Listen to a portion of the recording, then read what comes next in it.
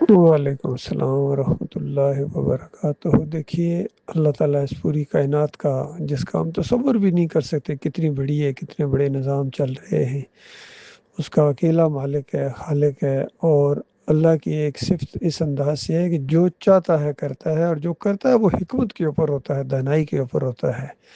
اس کے فیصلے کو کوئی چیلنج نہیں کر سکتا ہے، اور جو اس کا حکم ہوتا ہے اس کو ماننا ہی اس کی بندگی ہوتی ہے۔ آزمائش کے طور پر جو معاملات ہوتے ہیں، یہ دنیا ٹیسٹنگ پیریڈ ہے کہ کون اللہ کی بات کو مانتا ہے، کون نہیں مانتا ہے، کون ان باتوں کو کریدتا ہے جن کو اللہ نے کریدنے سے منع کیا ہے۔ تو اس انداز سے یہ سارا نظام چل رہا ہے۔ تو وہاں شانہ انداز سے ایک بات سامنے آئی، اور اللہ تعالیٰ نے 7 جگہ قرآن میں جس مختلف اینگل سے وہ واقعہ بیان کیا ہے، وہ یہی ظاہر کر رہا ہے کہ اللہ تعالیٰ نے فرشتوں کو حکم دیا، اور ابلیس بھی اس میں شامل تھا، کہ آدم کے آگے جھکو۔ اب یہ سجدہ کس نوعیت کا ہے، کس طریقے سے ہے، اس کی کیفیت کیا تھی، اس کو کوئی بیان نہیں کر سکتا ہے، کیونکہ اس کی تفسیر اللہ نے نہیں بیان کی ہے پورے قرآن کے اندر، اور نہ ہی حدیث کے اندر اس کی کوئی تشریح ہے۔ جتنی بات بس قرآن میں آ گئی ہے ہم اتنی ہی مانیں گے، اس کی تفصیل میں جانے کی ضرورت نہیں ہے، ڈگنگ کرنا یا خریدنا اس سے۔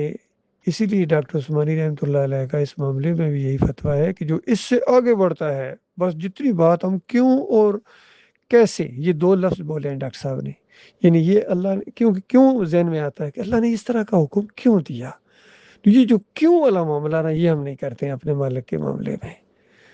اور پھر کیسے وہ سجدہ ہوا، یہ بھی ایک ایسی بات ہے، کیونکہ سب فرشتوں نے سجدہ کیا، کیسے کیا ہم نہیں سمجھ سکتے ہیں، متشابہات میں سے ہے۔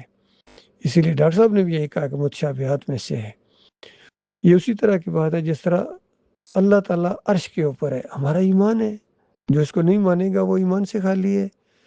اب اگلی بات یہ ہے کہ وہ اللہ عرش پر کیوں ہے یا کیسے ہے، ان دونوں کا جواب کسی کے پاس نہیں ہے، اور جو اس جواب کو ڈھونڈنے کی کوشش کرے گا، کرے دے گا، یہ وہ لوگ ہیں جن کے دلوں کے اندر زیغ ہے، ٹیڑھ ہے، جو سورہ آل عمران کے اندر آیا ہے۔ تو جو متشابہات قسم کی چیزیں، متشابہات ہوتی ہیں جو آپ نہیں سمجھ سکتے ہیں، بس جتنی بات اللہ نے بتا دی ہے اس کو مانو، اس کا ماننا ہی اصل میں ایمان ہوتا ہے۔ تو میں اس انداز سے کبھی کہہ دیتا ہوں کہ دیکھو وہ واقعہ جو اللہ تعالیٰ نے پیش کرایا، کیا وہ اس لیے تھا کہ انسانوں جب تم دنیا میں جاؤ گے، اللہ تعالیٰ تمہیں دنیا میں بھیجے گا، اور پھر جب تم مشرک بن جاؤ گے اور اللہ کے علاوہ دوسروں کو سجدے کرو گے، پیروں کو، مولویوں کو یا انبیاء کو، اور پھر جب دوسرا ٹوکے گا کہ یہ تو شرک ہے، اور پھر تم آگے سے یہ کہو گے کہ وہ دیکھو جی آدم علیہ السلام کو بھی تو اللہ نے کرایا تھا نا جی، تو کیا وہ واقعہ اس لیے پیش آیا تھا؟